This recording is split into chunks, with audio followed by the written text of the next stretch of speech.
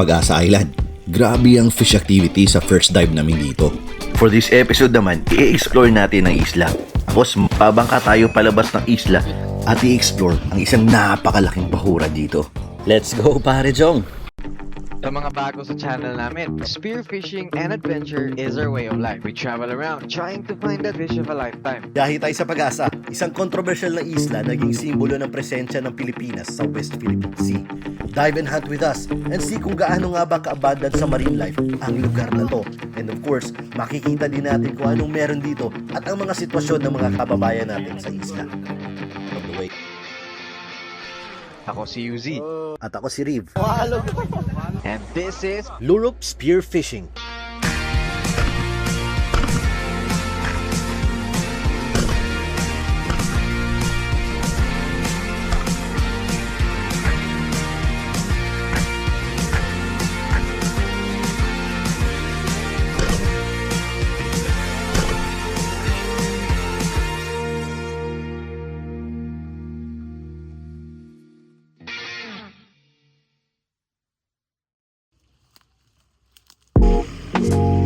Good morning mga parachong! Another day in Pag-asa Island. Today, si Jun at si Dick muna ang mamamana. Dito na sila mamamana sa paligid ng isla. Just walking distance mula sa campsite namin. Very convenient to mga parachong kasi hindi mo na kailangan magbangka. Pag bumabiyahe ako na matagal, meron akong daladalang trabaho kaya kailangan ko muna tapusin to. Kaya pass muna ako sa pamana today. Kung hindi lang malayo, ang Pag-asa is just like any island in the Philippines. May mga residente, may developments, at syempre mayroong mga tourist attractions. Pag plano yung tumira dito sa Pag-asa, ang sabi na sa akin hindi ko lang alam kung totoo, bibigyan kayo ng lupa, bibigyan kayo ng pwesto. Siguro ginagawin yun ng government para mapalagyan talaga ng mga residente dito sa Pag-asa. Dito, wala pa nakapwesto. Baka gusto nyo dito tumira. May beachfront kayo. Oh, white sand pa. Malakas talaga yung support ng government dito. Kasi nga gusto nating mapanatili yung claim natin. So yung mga residente dito, meron silang mga rasyon ng bigas, I think.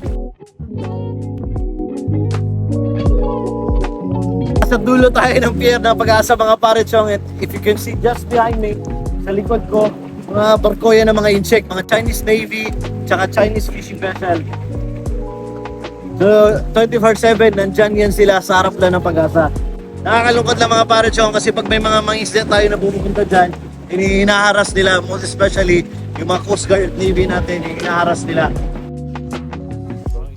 At ayan, nakabalik na si Nick at si Jun at ito mga huli nila parechong. Barakuda. Oh? Puro kasi kami kuridas. Ngayon, pag aangat na kami, saka pa sila nagsisilabasan. Yun yung sinasabi ko. Sa harap ng airport? Huli ko dyan. Mali, diskarte namin. Dapat isa. The next day. Huli nila galing ibang bansa bago pinangkuha nila yung makina. Ipagpawakan sila. Ginagamit ng pang-isla rin. Nag-ano dito, stadium. Kaya ibang bansa kasi, huwag lang pumunta dito. Bigay nyo na sa amin to. Malaki naman yung dagat nyo eh. Sa amin, maliit lang. Kaya, pabalato nyo na to sa amin. Yung bangka na gagamitin natin mga parechong. Oy, malaki siya, kasyang-kasya siguro kahit mga 5 spiro, tapos may gamit pa. It will be the first time na makadive kami outside the coast of Pag-asa Island. Tinanggap kami ni Archie, ang boatman namin, na para bang matagal na kaming magkakilala. Sa mga biyahe namin, limited din ang mga resources namin. Kaya kailangan naming makasik. Kaya salamat bro Archie sa pag-consider mo sa sitwasyon namin. Sobrang kalmado ang panahon ngayon. Kaya it's a perfect day para mag-explore sa labas ng isla. Sa lawak ng dagat dito parechong, you have to consider the weather. Kasi pag nagkamali ka, baka sa China ka pupulutin. So ito ang Pag-asa at sa baba namin ang mga Chinese Navy. Punta kami sa opposite direction, sa bahura na sa likod ng Pag-asa Island. Ito ang i-explore namin. Napakalaki nito, 10 kilometro din ang haba ng reef na to parechong. Time for some action mga parechong. Pero sa totoo lang, tignan nyo mabuti yung mga corals. Kung mapapansin nyo, medyo sabog-sabog na talaga siya at patay na ang mga corals dito. Dahil yan sa pag-abuso at sa mga illegal fishing na ginagawa ng mga taga-ibang bansa. Pero kahit ganun, napakaraming isda pa rin. First dive ko to mga pare chong at may mga midnight snappers na. Kaya suportahan natin ang Pag-asa para mas mabantayan ito lalo at para mabalik natin ang dating liis na yaman dito. Back to the hunt at ayun, lumapit na sila mga pare chong. Ginawa natin, bali dive bomb lang pero wala talagang galawan para hindi maspook ang mga isda at hoping makuha natin yung curiosity nila.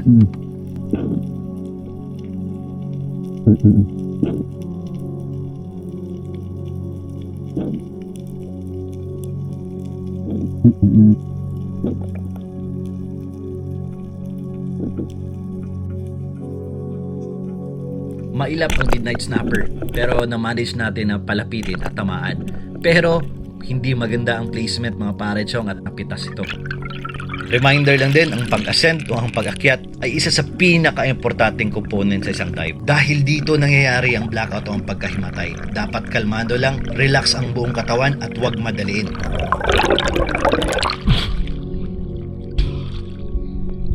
After mga 15 minutes mga pare chong, may nakita ulit akong grupo ng mga midnight snappers. Ang dami talaga nila dito. The same approach, try ulit natin. Dive bomb na very minimal ang movement para hindi natin sila maspook.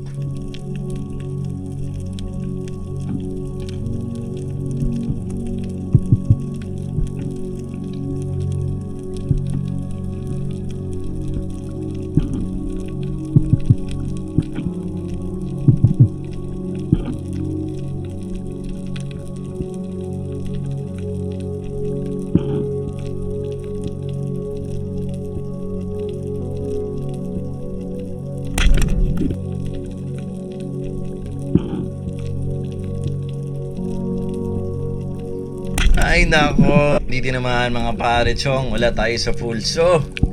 Kaya for this next dive, dapat siguraduhin ko na talaga. Change approach ako mga pare chong, change strategy. This time gagawin ko ambush. Ang dive ko, malayo pa sa pangpang tapos gapang pababa para mas malaking chance na ma-surprise natin ng isda at hindi tayo makita kung ano mang meron sa ilalim.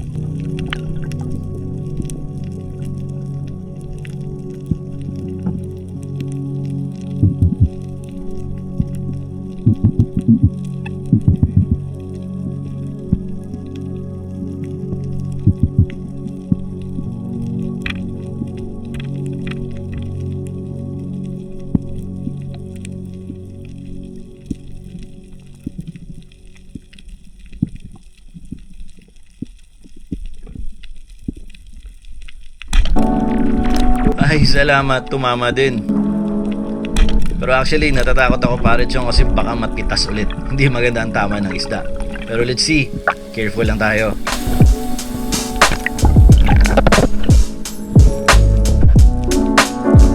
Oy, buntik na talagang hindi tinamaan. Interesting fact, ang pinakamatandang na record na midnight snapper is 81 years old. Pag juvenile o bata pa sila, ang kulay nila ay puti tsaka itim. Pero pag matanda na, golden yellow, black, o kaya brown.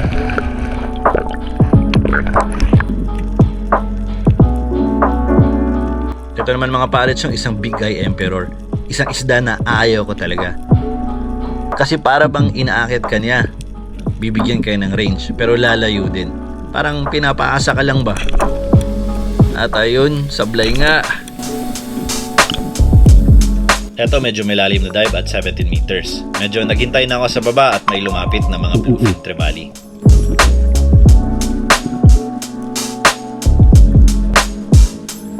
Medyo malalaki na to mga pare chong pero hindi ko na nahintay kasi kanina pa ako sa baba. Better safe.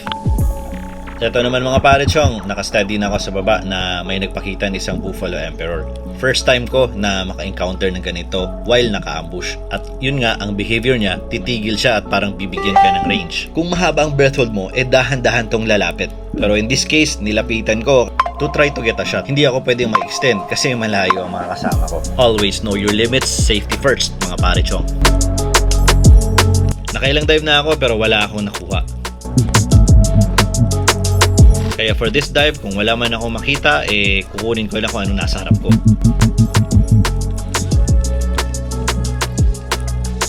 Let's be patient and try to wait mga parechong. Baka may isdang magpakita. Pero target ko na talaga yung umulmol na yan. Medyo malaki na rin yan mga parechong. More than a kilo na din yan. Kung walang magpakita, kukunin ko na talaga yan.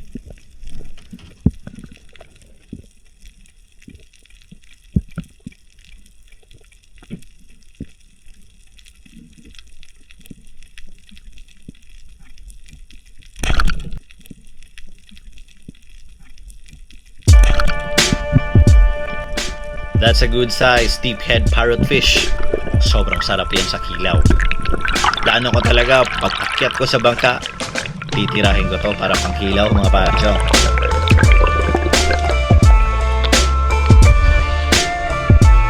Another dive for the retrieval.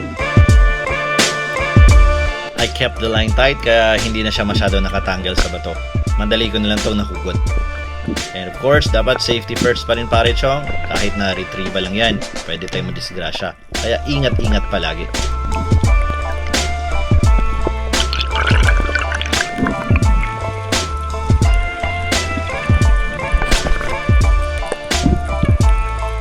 Few minutes later, kita niyo ng mga parechong may mga red bass sa ibabaw ng pangpang. At this point, magkatabi kami ni Jude. Pero naubusan daw siya ng hangin kaya sabi niya ako daw muna magsubok na tumira.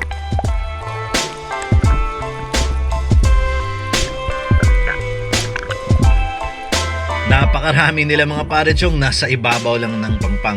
Pero nakakalito rin paano to i-approach kasi kitang-kita nila ako. At bago ako nag-attempt na bumaba, merong nagpakita ng malaki talaga. Ito na yata ang pinakamalaking red bass na nakita ko mga parechong kaya I'm trying my best para makuha to. Di ko lang alam kung range na ba siya o hindi o sadyang malaki lamban talaga ang isda. Pagkatira ko, hindi ito inabot ng shaft ko. Kaya ibig sabihin malayo pa pala yun. Nang hinayang talaga ako mga parechong, dapat hindi ko siya minadali. Masyado malayo ba no? Oo, tinira mo mga malayo.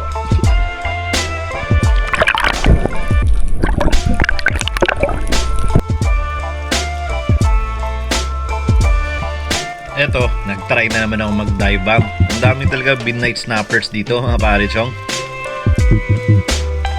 Parang lalapit na siya. Pero may nakita akong jobfish kaya nag-switch target ako. Ayun, wala tuloy nakuha. Dinaivan ko ulit mga parechong. Different approach naman. Trinay ko na dive bomb pero kung hindi maging effective yung dive bomb, plano ko mag-ambush na lang.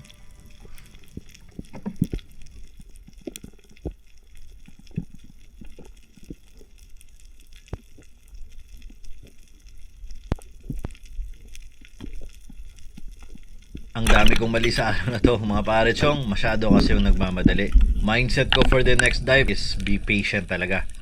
Maghintay at make sure na mga shot ko ay pasok.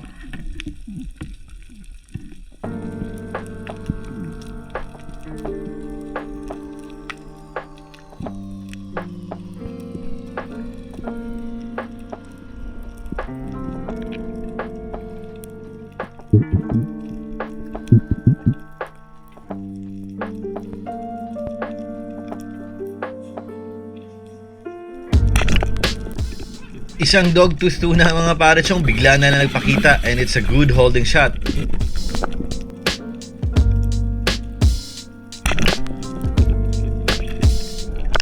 Kumpiyansa ako sa tira kaya pinigilan ko na. Grabe, ang lakas talaga mga parechong. Kung pipinigilan ko talaga yung line, hindi talaga ako makaakyat. Kaya linalagyan ko na lang ng drag. Nang pinatay ko ang camera mga parechong, lumalaban pa rin siya. Pero slowly but surely, nawawalan na rin din siya ng lakas. Napadaan pa nga sa akin si June at nag-offer ng second shot. Pero sabi ko wag na kasi secured na naman yung isda. It's a matter of time para maubos na talaga ang lakas niya.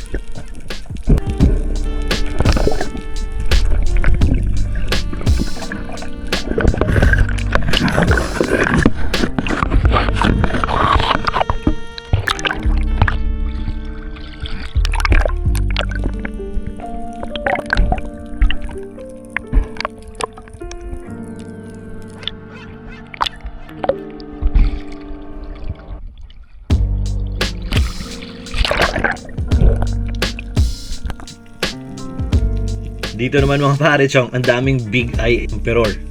Tinatry ko silang i-hunt at lapitan. Konting dusting.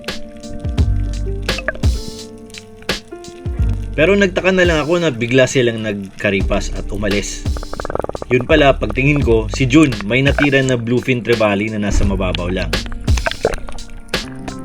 Nagpapa-assist siya para mapatay ang isda kasi pumapalag pa rin ito.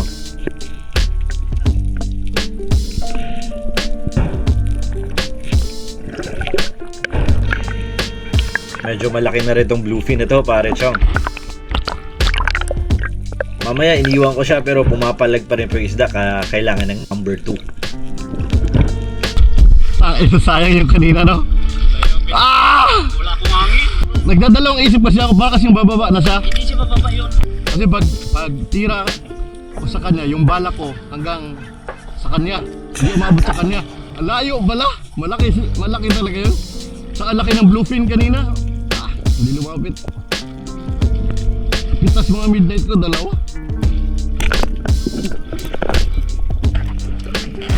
Ito yung huli natin mga pare chong. Yun, tapos daw. Kita yung spot. Sayang lang, maraming mali.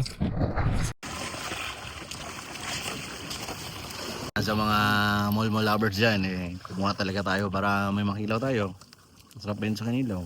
Sa mga mall lover dyan, pasensya na kasi kami mall eater kami. Kaya nga naman.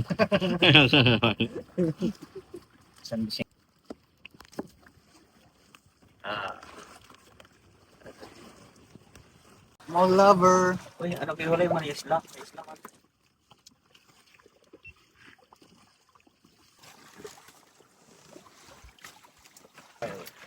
Kagulo style kinilaw. Ang isda na kuha diri. Marlin tawag nila, liplipan. 62 kilos. Kaon ratos pantulingan. Ano ra? Ani? Oro ni. Oh, nylon gamay 50 nylon. Dugay kay mo gaway. Kaya mga sa oras. O pasak ka. Mga insect dili na mabot diri dapita. Abot sila dire. Abot gapon. Abot. Ate ko kay ni sila no. Kaya ganing Vietnamese natuwa man sa kilid sa isla. Bukod po nila. Dot pala. Coast Guard o kanang maritime ana. Amutong na yung mga kuan dito, ito na yung mga dili Pilipino nga bangka na sa Dublin. O kita do kabog Oh, na. inimbargo na to. Oh, embargo to. Hindi ko gamit ato yung susunod. Gusto na ko na ikatig. Murag malanganin man kung ka na magbalod-balod, mag-ana-ana oh. Dami niyo no. Akit tayo sa taso.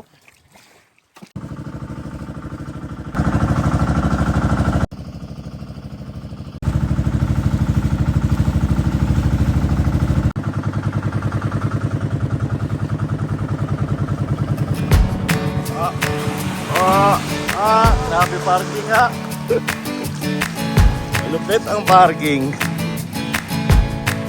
Kinailangan naming umuwi ng maaga para makapasok kami ng maayos sa isla. Paghibasan kasi, hirap na hirap pumasok ang mga bangka.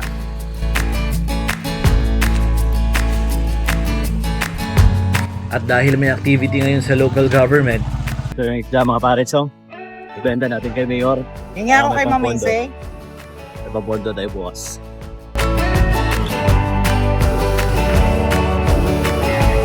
isang araw na punong-puno ng adventure dito sa Pag-asa mga parechong.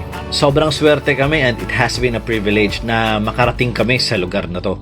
I hope we are able to continue to support Pag-asa and the rest of the Kalayaan Group of Islands. Hindi kakayanin ng taga-isla na sila-sila lang ang magde-defend nito.